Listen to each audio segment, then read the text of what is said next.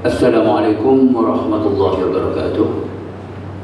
Ila hadratin Nabi Mustafa Muhammadin sallallahu alaihi wasallam wa ila kafatil anbiya wal mursalin wa ila sadatina Abi Bakr wa Umar wa Uthman wa Ali wa an baqiyati as-sahabati wal qarabati wat tabi'in wa tabi'in tabi'in wa ila arwahil ulama'i wasyuhada was salihin ثم إلى أرواح والدينا ولأجدادنا وجداتنا ولمشايخنا ولجميع المسلمين والمسلمات والمؤمنين والمؤمنات شيء لله لهم الفاتحة.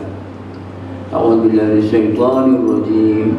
بسم الله الرحمن الرحيم.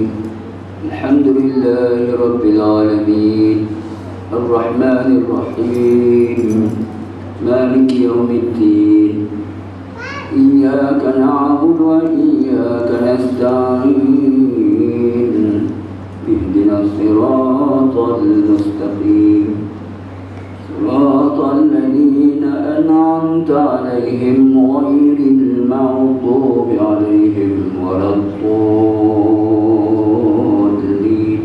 آمين. الحمد لله نحمده ونستعين ونستغفره ونؤمن به ونتوكل إليه ونعوذ بالله من شرور أنفسنا ومن سيئات أعمالنا من يهده الله فلا مضل له ومن يضلل فلا هادي له. رب اشرح لي صدري ويسر لي أمري واحلل عقدة من لساني يفقهوا قولي.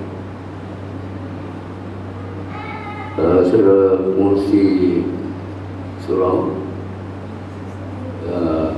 Tuan Imam, Pendiri Tuan Kuasa, tuan-tuan hadirin hadirat sekalian, marilah sama-sama kita panjatkan kesyukuran kita kepada Allah Subhanahu Wa Taala.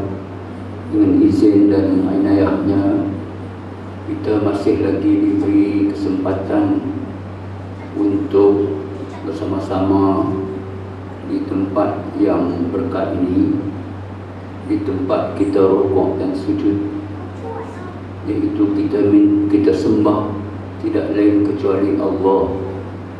Allahumma iyyaka na'bud, kepada Dialah kita sembah dan kepada Dia kita minta pertolongan. Dan kita juga amat bersyukur kerana kita masih lagi dipanjangkan umur, berada di bulan Jamadil Awal, dan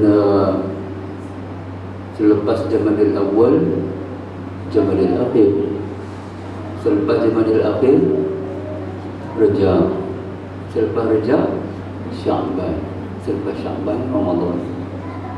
Jadi kita sebenarnya berada di ambang tidak sampai 100 hari.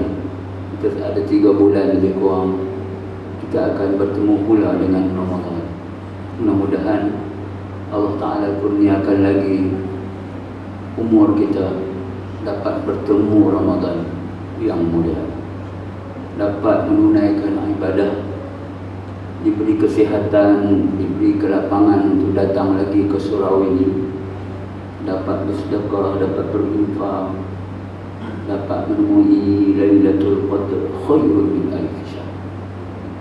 Itulah harapan kita, dan kita tidak tahu apa yang akan berlaku pada kita sekejap lagi, atau besok hari, atau tahun depan, bulan depan.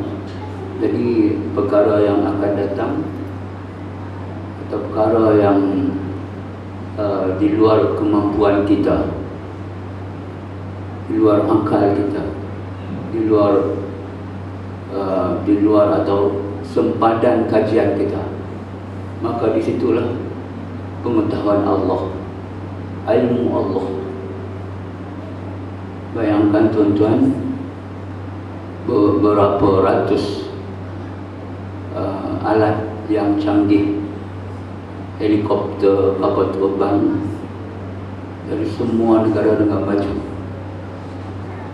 untuk mencari mana hilangnya MH Mana hilangnya 370?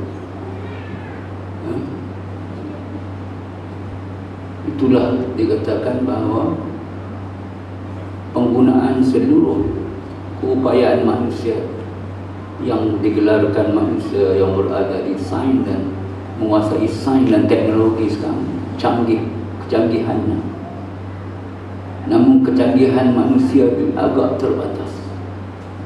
Secanggih, sehebat manusia, berbagai-bagai telahan sekarang ini, berbagai-bagai kemungkinan, berbagai-bagai teori. Apakah MH ini masih ada, masih berada di alam maya ini, atau berada di alam yang lain, atau berada di dasar lautan, atau berada di mana-mana tempat. Wallahu a'lam. Jadi sempadan kita, sempadan pengetahuan sains ini, dia patut kata wallahu a'lam. Dan Allah Ta'ala itulah yang lebih mengetahui.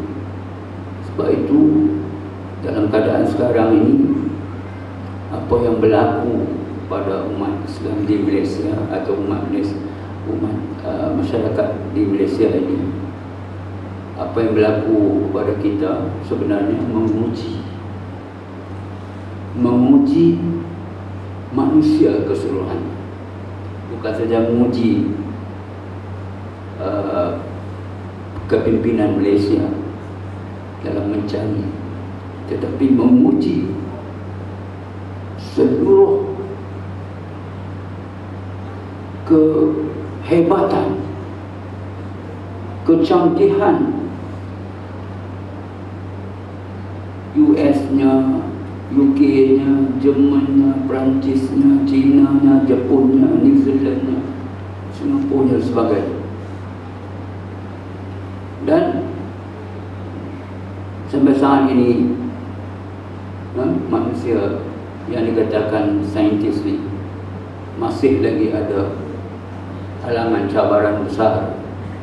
Baru jumpa satu betul yang berukuran macam kapal terbang lah, yang digunakan satelit China. Lepas tu Perancis pula, petang tadi Perancis pula kata jumpa pula. Jadi bila nak pergi ke tempat itu ada gelora pula, ada tiupan angin yang kuat. Jadi inilah yang dikatakan bahawa terhadnya betapa manusia, ilmu manusia ini amat terbatas.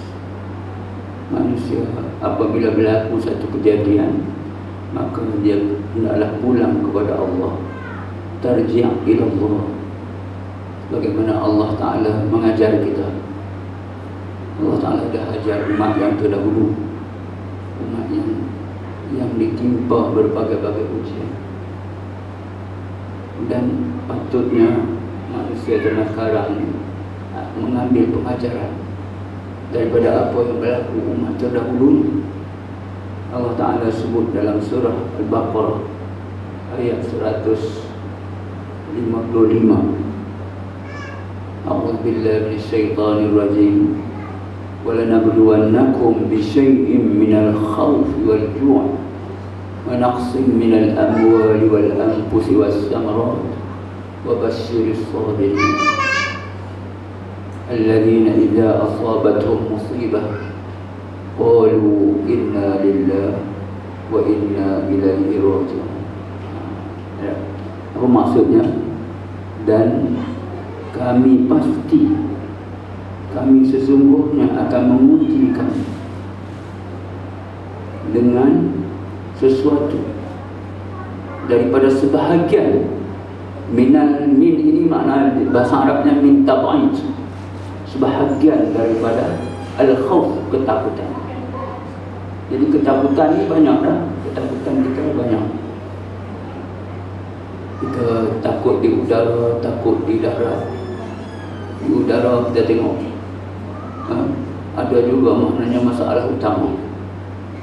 Apabila naik, dia ada satu tempat di mana ruang, ada loophole dia. dia akan menjadikan keadaan tidak seimbang dalam kedudukan, naik turun. Dia ada gelombang di udara, dia ada gelombang di laut. Jadi ketakutan ni banyak kita. Minal khauf.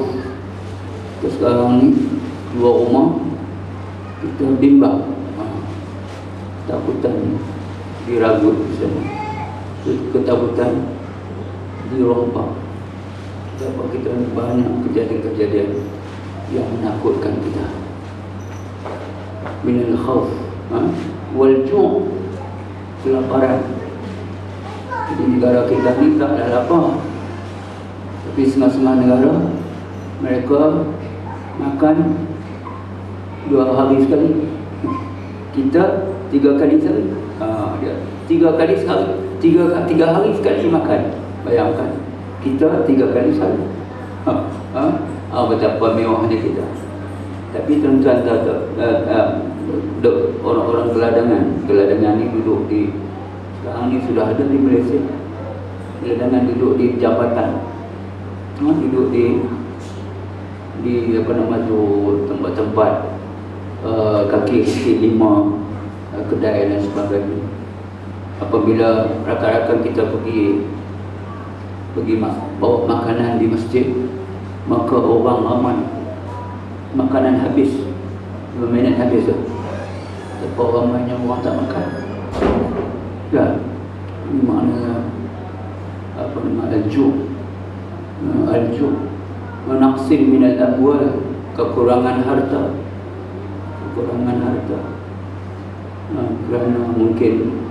Kerana sempitan hidup. Ramai orang yang tidak dapat pekerjaan, ramai yang menganggur, ramai yang muflis, ramai yang macam-macam sekarang ni. Jadi kita merasai keadaan ujian ini. Naqsin minal amwal wal anfus, ujian jiwa, nyawa kita tidak selamat. Nyawa kita macam kadang-kadang seolah-olah kita ni berada dalam keadaan yang diawasi oleh penjenayah. Inilah keadaan di mana apabila manusia ni dia tidak melaksanakan hukum Allah, maka akan berlaku sampai ke jiwanya tidak selamat. Was-samarat, kekurangan buah-buahan. As-samarat, tuan-tuan, kita tahu kita kurang air sekarang, kurang hujan, kita kena catu. Dan bagaimana maknanya bila berlaku catuan, bila berlaku kurang air, kita tanam-tanaman pun akan tidak kurang subur. Dan akhirnya kita terpaksa kena import daripada negara yang jiran dan sebagainya. Tapi ini merupakan suatu ujian. Apa yang berlaku ini adalah suatu ketentuan Allah. Manusia ni hidupnya dihidupkan adalah tujuan untuk dipuji. Jadi ini yang lebih penting yang patut kita faham, bahawa sama ada susah senang, sama ada duka suka dan sebagainya, ini adalah ketentuan Allah. Ini adalah ujian daripada Allah, supaya linabluwakum ayyukum ahsanu amala. Apakah sebenarnya tujuan Allah Ta'ala uji kita? Allah Ta'ala jadikan kehidupan ni berbagai-bagai ujian.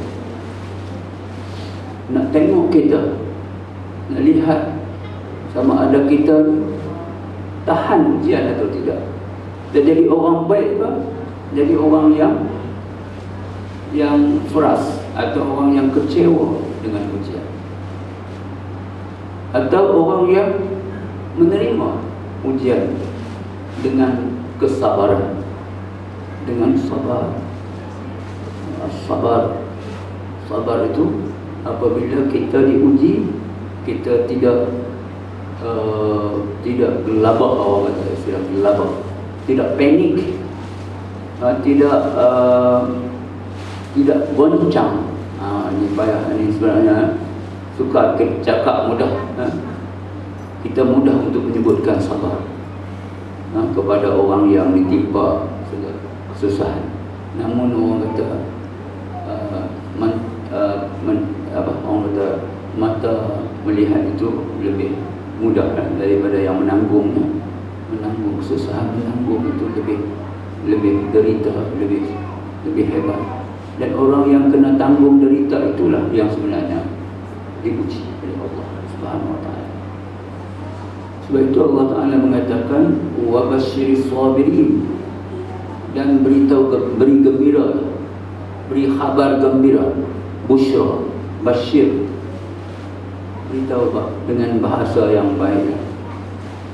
Maknanya kalau kita tengok orang ini timpa, kita gembirakan dia dan khabar kepada dia bahawa orang yang sabar ini mendapat kedudukan yang istimewa di sisi Allah Subhanahu wa taala.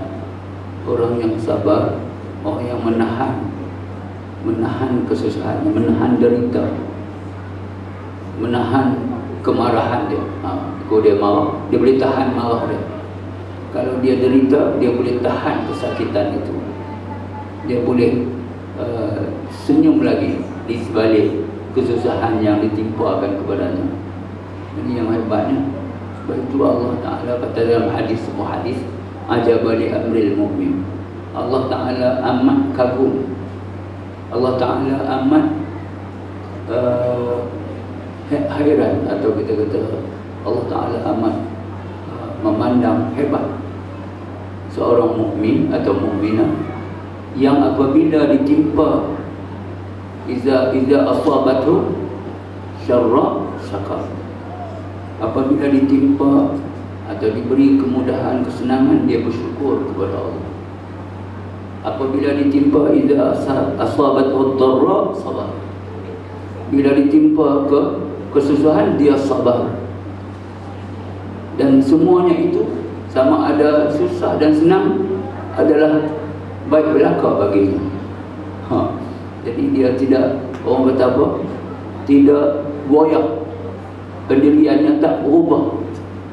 Datang masjidnya istiqamah, semayangnya istiqamah, puasanya istiqamah. Istiqamah. Tidak kerana bila ditimpa kesusahan, baiklah dia daripada surau sebulan. Tak datang dah ke surau. Sebab apa tak datang surau ni? Allah kena uji lah. Haji kena uji. Begitulah. Manusia ada yang, tapi ada orang yang kalau macam mana keadaan turun naik ujian daripada Allah, dia tetap tabah. Istilah tabah, kita perkataan tabah, tahan derita.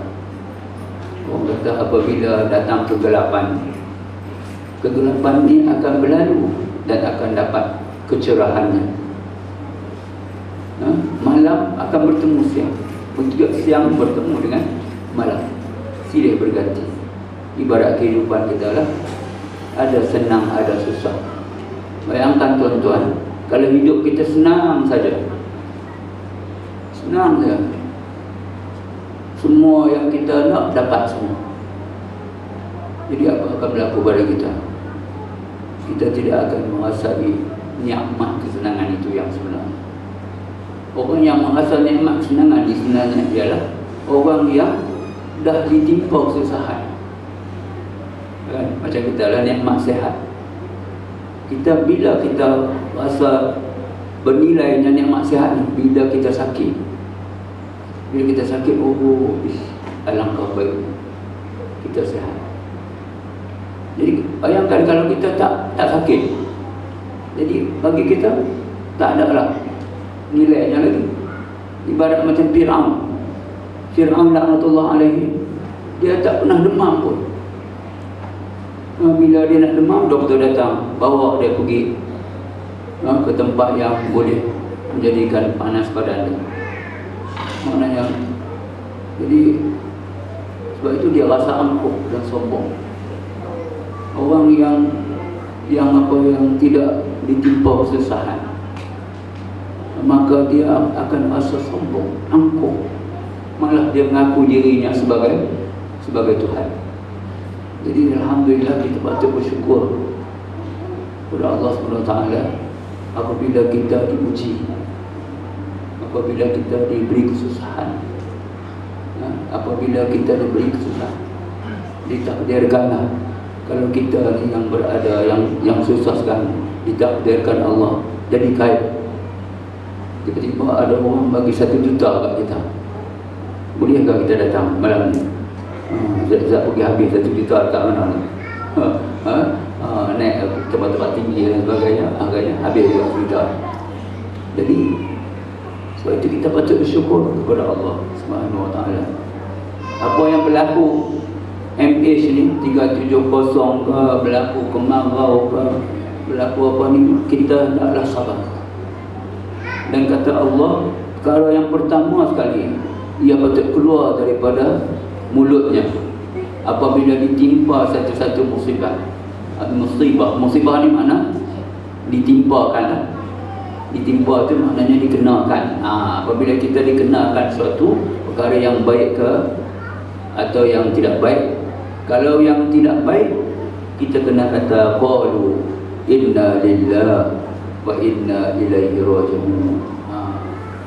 Bila didatangkan cerita masuk dalam berita MH370 hilang dalam radarnya menuju ke Beijing pada pukul 1 pagi misalnya, kita berkata inna lillahi wa inna ilaihi raji'un, dengan pula kita keluar perkataan macam-macam pula kita kata dia bawa mana pula, jin mana pula bawa macam kita pulang pada Allah dulu. Kita pulang pada Allah. Inna lillah, sungguhnya kepada Allah lah segala sesuatu, dan darinya segala dan sesuatu itu daripada Allah, dan kepadanya lah kembali kepada Allah. Yang istilah sekarang kita bagi istilah itu bagi istilah istirja', atau kita pulangkan pada Allah, kembali pada Allah apabila sesuatu berlaku kepada kita. Jadi seperti mana kalau kita baca dalam sejarah Ummu Salamah, apabila meninggalnya Abu Salamah, jadi Ummu Salamah ni bila meninggal, dia pun dia pun membaca ayat inna lillahi wa inna ilaihi raji'un. Allahumma ajirni fi musibati wa akhluf khairan minha. Itu tambahan doa lah. Selain daripada kita baca inna lillahi wa inna ilaihi raji'un, Allahumma akhluf li khairan minha. Allahumma ajirni fi musibati wa akhluf khairan minha. Maksudnya semuanya kepada Engkau lah, dari Engkau dan kepada Engkau lah kembali sesuatu. Ya Allah, jadikanlah ujian ini bagiku pahala, jadikan dia sebagai pahala bagiku, dan gantikanlah yang terlebih baik darinya. Ini apa ni? Doa bila kita ditimpa musibah. Karena ada musibah itu tak mesti kematian lah. Kematian itu sudah tentu dah. Kita ni kalau yang bukan mati, kalau kita diberitakan ada satu aksiden, ada kejadian aksiden depan tu, kita bersuruh inna lillahi wa inna ilaihi raji'un, dia kata tak mati lagi. Aksidennya dia hidup lagi. Jadi apa kita faham kadang-kadang bila sebut inna lillahi dah mati dah. Jadi inna lillahi ni bukan saja mati. Kalau kita tergadah ke terkena lagi-lagi langgar tiang dah, macam kena inna lillahi wa inna ilaihi raji'un. Jangan sebutlah macam-macam pula. Cuma orang yang latah lah, dia sebut macam-macam perkataan keluar. Apalah macam-macam istilah yang tak cantik, tak elok. Ini kena sungguh biasakan inna lillahi wa inna ilaihi raji'un. Kita kalau keluar pada surau kita, kasut kita hilang, inna lillahi wa inna ilaihi raji'un. Boleh. Pergi Mekah baru ni, kita pergi Mekah, kasutnya kita letak dalam sabung, letak dalam sabung. Kenapa? Kita nak hindarkan daripada musibah kena curi. Jadi kita letak. Jadi sekali dulu tidak ada masalah. Tetapi akhirnya bila saya pergi tengok, tinggal sarung kasut tak ada dah. Jadi kita kata tak apalah, kita sedekah lah. Ini ada satu sedikit di Masjidil Haram, ada sedikit mencari kasut-kasut yang ada, maknanya kalau kasut tu ada dalam bungkusan ikan, mesti lebih baik daripada kasut yang biasa lah. Jadi akhirnya kita pergi beli yang 10 rial, pakai biasa. Tapi saya ceritakan bahawa orang di tempat ibadah pun kita diuji, tempat ibadah pun kita diuji, apatah lagi kalau kita di luar tempat-tempat ibadah. Ya, jadi kita sebut inna lillahi wa inna ilaihi raji'un. Kita minta doa kepada Allah supaya diberi pahala dan digantikan yang lebih baik daripada ujian itu. Jadi Ummu Salamah ni berdoa lah. Bila dia berdoa, dia pun menunggu kebaikan itu. Dia kata, apa lagi orang yang lebih baik daripada Abu Salamah? Dan Abu Salamah ni seorang sahabat Nabi yang baik. Tidak ada yang terbaik kecuali dia. Jadi aku ni berdoa, patutkah aku berdoa yang lebih baik daripada dia? Gantikanlah yang lebih baik daripada dia. Tapi itulah yang diajar oleh Rasulullah. Maka dia yakin dengan doa itu. Maka tidak berapa lama dia dipinang oleh Rasulullah SAW sendiri, yang akhirnya jadi isteri kepada Rasulullah SAW.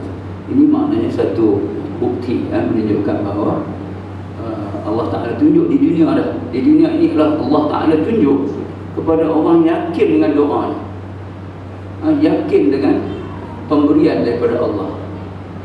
Jadi kita boleh maknanya mengharapkan kebaikan daripada Allah, dan kita mesti yakin dengan doa itu. Muqinun, antum muqinun. Kalau kita berdoa, kita mestilah dengan penuh harapan dan keyakinan.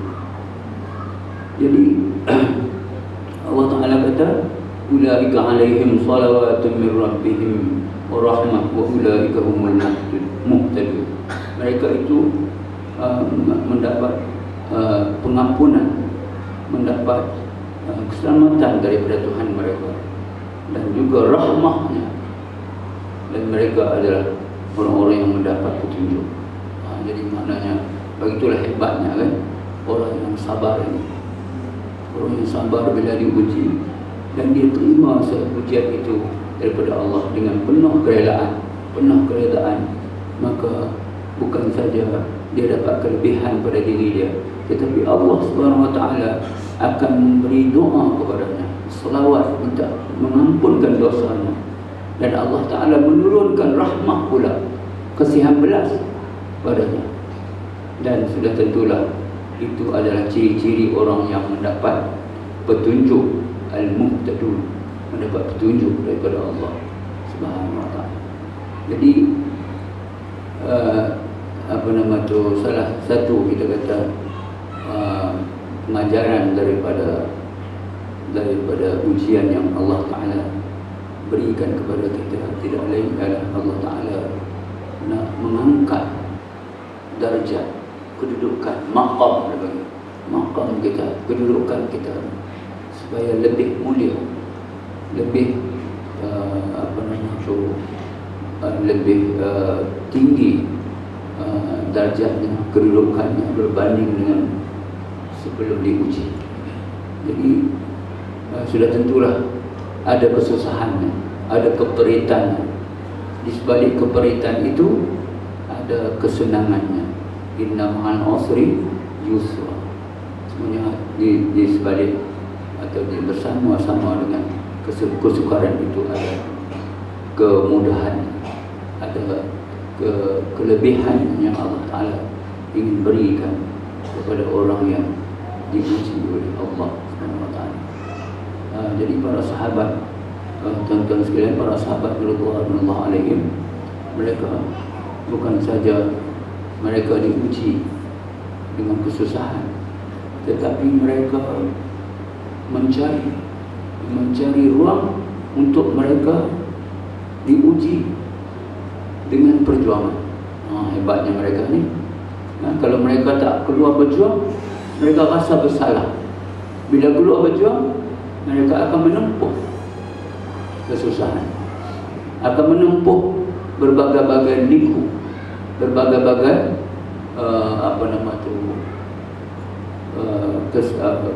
penentangan. Tengok tuan-tuan sekalian bagaimana seorang sahabat Nabi yang mulia, seperti kita lihat dalam perang Uhud misalnya, Hamzah bin Abu Talib, seorang yang dianggap sebagai Sayyidus Syuhada, penghulu syahid. Jadi ketika dia bertarung dengan musuh, dia telah menghadapi suatu serangan yang hebat, dan akhirnya dia dibunuh. Tapi seorang perempuan namanya Hind, wanita yang amat marah, Hindun ni, karena suaminya dibunuh, maka dia pun belah dada. Bayangkan, belah dada Hamzah, kemudian dikunyah, pegang dikunyah dia makan. Jadi betapa dahsyatnya kemarahan. Dibuka dada kan. Jadi kalau kita pergi dekat tempat makam syuhada tu, satu ketika dulu dikatakan banjir, dan banjir itu menjadikan semua mayat tu terangkat. Dia nak mengenal siapa mayat ni. Jadi bila dia buka, terkejut dia, bila darah ni masih mengalir. Tak apakah yang buka ni, dada ni masih mengalir, darah dia mengalir. Dan terbuka dada ni menunjukkan Hamzah. Jadi mereka letakkan di tempat yang sekarang kalau kita pergi dekat makam syariah tu, ada macam satu telaga, macam satu kawasan kosong situ. Itulah dimakamkan. Dan beberapa orang sahabat yang lain yang Al-Nadar misalnya, berapa ratus tikaman di dada dia, dan masih ada kesan-kesannya itu dalam, macam seolah baru semalam berlaku. Sedangkan itu dalam 60 tahun akhir-akhir berlaku banjir itu. Jadi ini menunjukkan bahawa hebatnya para sahabat ini. Mereka bukan saja sanggup menerima derita hidup ini, derita hidup, kesusahan, dan juga kita kata yang dihadapi oleh orang biasa, tetapi mereka sanggup menghadapi ujian, keluar untuk menghadapi ujian yang lebih besar. Mereka keluar sampai ke Asia, mereka keluar sampai ke negeri China. Seperti kita kata Ja'far bin Abi Talib dan beberapa orang, Osman, dan juga beberapa orang sahabat. Mereka bila diperintahkan oleh Rasulullah supaya berhijrah ke Habsyah, ada sebilangan mereka tidak balik ke Madinah, pergi ke China. Dan dikatakan mereka sebahagiannya meninggal di China. Jadi maknanya betapa hebatnya mereka ni. Kalaulah tidak dengan kesusahan mereka, kesungguhan mereka, jihad mereka, maka sudah tentulah Islam tidak dapat dirasakan oleh kita semua. Jadi kita patut bersyukur atas kerana perjuangan dan kesusahan mereka. Mereka bersusah payah kerana agama. Walladzina jahadu fina lanahdiyannahum subulana. Allah Ta'ala janji siapa yang berjuang berjihad, walladzina jahadu fina, siapa yang berjuang di jalan Allah, pasti Allah Ta'ala baca lanahdiyannahum subulana, Allah Ta'ala pasti akan menunjukkan jalan yang benar. Jadi inilah keyakinan mereka, yang mana mereka ni telah memberi suatu kebaikan kepada kita. Jadi kalau kita nak tengok kesusahan mereka amat banyak sekali. Ada yang mereka sanggup ke tali gantung misalnya, demi kerana memperjuangkan kesucian Islam. Siapa tidak kenal Umar Mokhtar misalnya di Libya, dia sanggup, dia berjuang bermati-mati. Dia menggunakan berbagai teknik dan strategi untuk melemahkan serangan daripada tentera Libya ini. Akhirnya mereka kena hampir putus asa kerana kehebatan dia, kelicikan dia. Tapi akhirnya dia mati, ditangkap. Namun demikian hatinya puas walaupun dia mati di tali gantung. Kerana apa? Kerana dia mati dalam memperjuangkan kalimah Allah. Itu juga kita lihat bagaimana kalau kita di Nusantara ni, seperti Raja Haji Asyahid. Raja Haji Asyahid ni dia meninggal di Teluk Ketapang, Melaka. Kerana dia bertarung dengan Belanda. Belanda telah mungkir janji. Akhirnya dia menghunduskan pedang. Di sebelah tangannya ada pedang, ada badik pedang kan.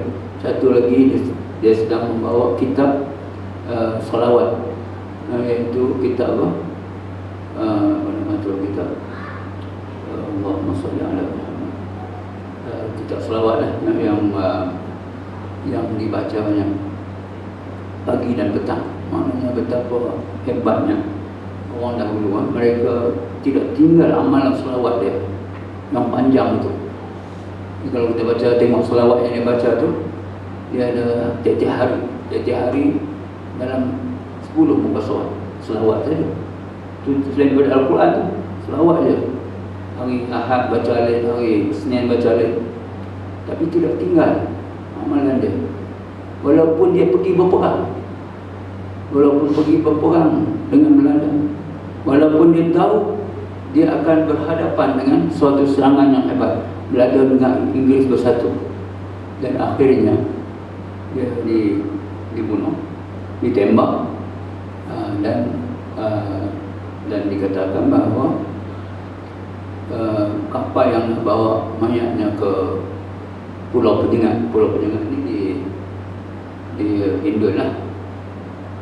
Dia tu dipanggil Pulau Pinang, kawasan sebelah apa nama tu menghampiri dekat Singapura sana. Jadi bila mayatnya di jenazahnya tu dibawa ke kapal itu, tiba-tiba keluar cahaya api dan terbakar habis satu kapal. Dan akhirnya dia dimakamkan di Melaka lah. Jadi kata seorang ulama, kata inilah kehebatan orang syahid. Orang syahid ni mereka ditanam di tempat di mana mereka berjuang.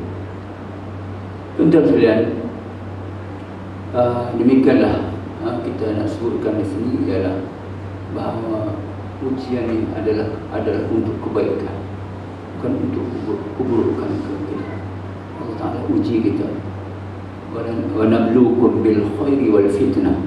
Allah Ta'ala, kami akan uji kamu. Ibaratnya seperti emas lah. Jadi emas yang tulen itu akan disepuh, akan dibersihkan daripada yang bukan emas. Jadi apabila dibersihkan, maka akan lahirlah ketulinannya. Dan itulah keimanan kita, keyakinan kita kepada Allah ini bukan hanya pada perkataan. Alif lam mim hasiban nas an yutraku an yaqulu amanna wa hum la yuftanun. Alif lam mim hasiban, janganlah kamu sangka, kamu kira, wahai manusia, kamu hanya dibiarkan bercakap atau dengan cakapan kamu kata kamu beriman sedangkan kamu tidak diuji. Sebenarnya Allah Ta'ala telah menguji orang-orang terdahulu daripada kamu, dan mereka telah ada di kalangan mereka yang membenarkan dan ada yang membohongi, al-kazibun. Dia akan pergi kepada dua puak lah. Satu puak yang membenarkan, yang benar-benar beriman, dan satu puak lagi yang tidak beriman. Jadi pilihlah ashabul yamin wa ashabul yasar. Pilihlah golongan yang kanan atau golongan yang kiri. Jadi dengan kata yang lain, ujian ini adalah sebagai tamhis. Tamhis juga, tamhis ini maknanya penyucian, menyucikan dosa-dosa kita. Jadi kalau kita diuji, kita banyak istighfar kepada Allah, kita minta ampun kepada Allah, kita banyak dosa kepada Allah. Tidak ada orang yang tidak ada dosa, terutama sekali di zaman moden hari ini. Di rumah tangga kita, dalam rumah tetangga kita, dalam handphone kita, dalam handset kita, macam-macam boleh membawa kepada dosa. Lebih mudah orang kata terdedah kepada dosa berbanding dengan orang-orang yang sebelum kita. Jadi sukar untuk kita mencari orang yang tidak ada dosa. Selain daripada Nabi, memang ada dosa lah. Nabi sendiri pun merasai berdosa. Jadi kalau kita tak banyak dosa pun, kita kena merasai dosa, merasai bersalah. Walaupun kita tak bersalah, kita merasai bersalah di hadapan Allah. Itu yang boleh menitiskan air mata kita. Kalau kita boleh merendahkan diri kita, boleh merasai kita ni banyak salah, banyak kesilapan, banyak dosa kepada orang tua kita, kepada ibu bapa kita, kepada keluarga kita, kepada diri kita sendiri, kepada jiran tetangga kita, kepada Al-Quran, kepada sunnahnya, kepada ulama-ulama, kepada syahidnya dan sebagainya. Betapa kita ni banyak tanggungjawab yang kita tak terpenuh. Yang sebenarnya masa ni amat terhad. Kalau kita nak senaraikan tanggungjawab kita ni cukup banyak. Sebab kita akan berhadapan dengan Allah. Allah Ta'ala akan tanya kita. Allah Ta'ala akan tanya, sehinggalah sesuap nasi yang masuk dalam mulut kita akan ditanya oleh Allah, dari mana suapnya? Kita ambil nasi ini daripada mana sumbernya? Halal ke tak halal ke? Jadi tidak ada siapa yang di hari akhirat nanti mereka boleh panggung, boleh angkat kepala, kecuali muazzin. Muazzin ni nak angkat kepala sebab dia muazzin yang ikhlas. Sebab itu kita boleh berebut jadi muazzin, sebab dia di antara orang yang boleh panggung kepala. Yang lain semuanya tunduk ke bawah, takut dan menangis, nitis air mata dan air peluhnya meleleh sampai ke pinggang, sampai ke kepala, sampai menjadi seorang yang lemas dengan dosa-dosanya. Jadi setiap orang akan, orang kata apa, sibuk dengan diri sendiri. Dalam keadaan manusia ketika itu bertelanjang bogel. Sehingga kan Sayyidatina Aisyah bertanya Rasulullah sallallahu alaihi wasallam, apakah kita tidak malu Rasulullah Malu apa ketika itu kita sibuk jaga diri kita, malah diri kita pun kita lupa. Macam ibaratnya kalau kita berlaku aksiden pada kita, dah berlaku aksiden, kita tak ingat yang lain, kita ingat mati ke hidup ke. Itulah gambaran secara mudah, secara ringkas kita boleh katakan betapa kehidupan ini sebenarnya ujian. Habis saja ujian, mati kita. Habis saja rezeki, habis mati kita. Jadi tidak ada yang tak diuji. Tidak ada yang tak diuji oleh Allah. Yang dikatakan manusia, mereka diuji. Sebab itu Allah Ta'ala membekalkan keupayaan untuk menyelesaikan ujian itu. Allah Ta'ala bagi Adam dan anak cucu Adam ilmu. 'Allama Adam al-asma'a kullaha. Allah Ta'ala bagi ilmu. Allah Ta'ala bagi pengetahuan. Jadi sebab itu kita kena guna pengetahuan untuk mencari hikmah di sebalik ujian itu. Kita kena guna ilmu untuk kita mencapai kemajuan. Dia tidak datang bergolek. Sebab itu kita kata guna sihir buat apa? Nak cari MS tu. Kalau guna sihir, tak payah guna sihir daripada Amerika, guna sihir daripada Korea. Guna sihir. Jadi sihir bukan ilmu, bukan manfaat dia. Sebab itu kita haram belajar sihir ini. Kita haram belajar sihir. Kita belajar yang manfaat. Kita belajar sains. Jadi apa yang kita gunakan itu betul kaedah dia. Mana kita menggunakan kaedah pencarian secara saintifik ini sekadar yang kita mampu. Jadi kalau dalam pencarian kita sebutkan, petang tadi pun disebut, dia kata sukarnya untuk melihat benda yang kecil je, yang satelit nampak. Bila gelora datang, ombak besar, tak boleh nampak dengan mata kasar, kena menggunakan satu peralatan yang lain. Yang ada sekarang ialah US. Jadi maknanya kita kena guna. Tetapi kelemahan, kita kata kelemahan atau pengakuan di pihak orang yang berada menggunakan aspek sains ini, patut akur juga. Patut mana dia akur kemampuan dia. Dia patut berserah pada Allah, memohon pada Allah supaya yang terlindung, yang tak dapat dicapai dengan mata kasar itu dapat dibuka oleh Allah Subhanahu Wa Taala. Betapa tengok dalam sejarah, kita lihat bagaimana dalam sejarah sahabat Nabi ada juga yang disimpan oleh jin sampai 4 tahun. Sampai 4 tahun disimpan oleh jin. Sehingga jumpa Sayyidina Umar, kata lelaki ini dah hilang, minta diceraikan. Jadi peringkat awal ni setahun dua, Sayyidina Umar sabar dulu. Dah sampai 4 tahun, apa cerita 4 tahun ni? Dah hilang 4 tahun, boleh kahwin. Bila dah kahwin, balik, jin terlepas, balik jumpa. Lepas tu Sayyidina Umar kata pilih, kamu nak suami hak dulu ke suami sekarang?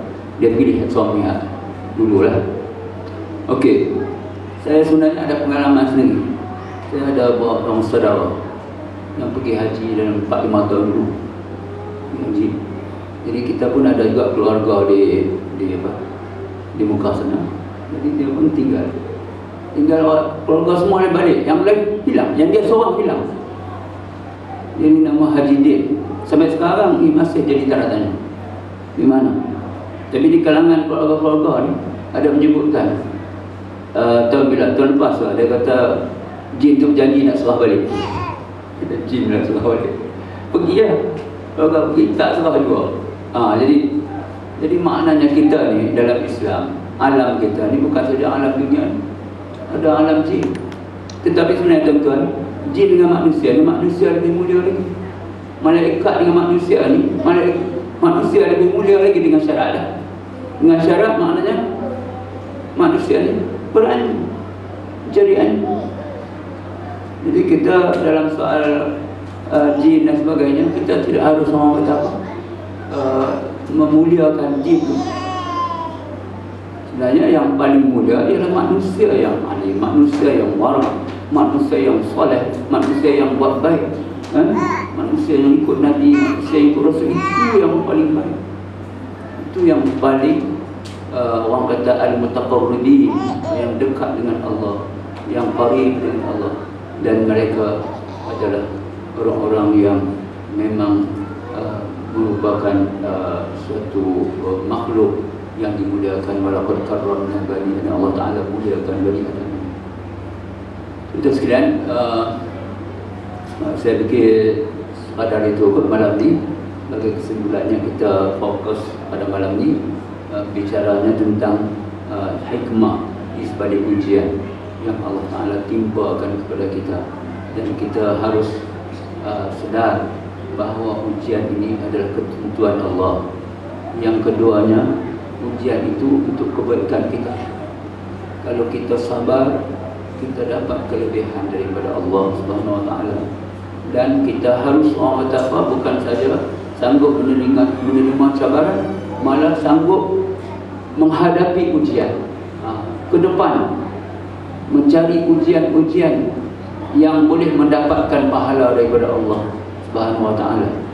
Macam sahabat dari mereka keluar daripada rumah dan kampung halaman mereka, maknanya mereka menghadapi ujian. Kita yang duduk di rumah pun diuji, yang tak keluar pun diuji. Ya, maknanya kalau kita dapat keluar, dapat berjuang, orang kata berjihad dengan harta kita, dengan wang ringgit kita, dengan tenaga kita, dengan buah pikiran kita, dan dengan apa yang Allah Ta'ala beri kepada kita lah kebaikan. Setiap orang daripada kita ni ada kelebihan-kelebihan dia. Dan kalau kita gabungkan kelebihan-kelebihan ni, maka kita dapat memperjuangkan sesuatu yang mulia. Tak mestilah kita sekarang pergi keluar, pergi ke Amerika. Kita berada di tempat kita pun banyak peluang-peluang perjuangan ini. Sekarang kita kata kita nak bina masjid, kita buat sistem wakaf, maka kita buat apa lagi, rakan-rakan wakaf. Kita bertebaran di orang-orang, cari orang yang berharta untuk kita wakafkan, dan kita membuktikan bahawa wakaf ini boleh bukan saja membangun masjid, tapi boleh membangunkan ekonomi umat Islam. Itu yang penting tak?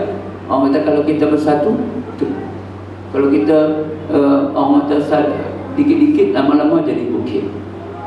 Dan kita harus bersungguh-sungguh bersatu. Dan inilah yang dituntut oleh agama kita. Wabillahi taufiq wal hidayah. Wassalamualaikum warahmatullahi wabarakatuh. Bismillahirrahmanirrahim. Ada soalan? Ada tambahan? Ada. Okey, kalau tidak ada soalan dan tambahan, jadi kita doa minta kepada Allah Subhanahu Wa Taala, mudah-mudahan Allah Subhanahu Wa Taala memberi kemudahan dan juga kelapangan kepada kita. Segala puji bagi Allah Rabbul Alamin, Tuhan seluruh sekalian alam. Ya Allah, kepada Engkau juga kami sembah, dan kepada Engkau juga ya Allah kami mohon pertolongan.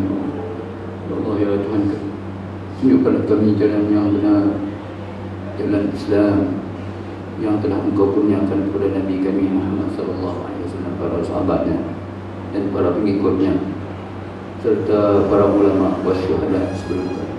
Ya Allah, ya Tuhan kami, jadikanlah kami orang yang mendapat hidayah, petunjuk, dan juga mengikuti jejak langkah perjuangan orang-orang saleh sebelum kami. Ya Allah, ya Allah, ya Tuhan kami, jadikanlah kami orang yang sentiasa mengingati-Mu. Ya Allah, ya Allah, ya Tuhan kami, jadikanlah ujian yang Allah yang Engkau timpakan kepada kami, ya Allah, sebagai suatu kebaikan kepada diri kami. Ya Allah, mudah-mudahan kami dapat menjadi orang-orang yang sabar kerana-Mu, ya Allah, dapat menahan segala kesusahan kerana-Mu, ya Allah, dapat menguasai nikmat dan juga kemakmuran yang Engkau berikan itu pada jalan yang benar. Ya Allah, ya Allah, ya Tuhan kami, jadikanlah kami orang yang bersyukur dengan nikmat-Mu, ya Allah, dan dapat sabar kerana ujian daripada-Mu, ya Allah.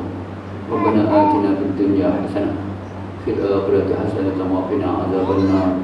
وقنا عذاب النار وقنا عذاب النار وصلى الله سيدنا محمد والحمد لله رب العالمين سبحانك اللهم وبحمدك أشهد أن لا إله إلا أنت أستغفرك بسم الله الرحمن الرحيم والعصر الإنسان لفي خسر للذين آمنوا وعملوا الصالحات وتواصوا بالحق وتواصوا بالصبر السلام عليكم ورحمة الله وبركاته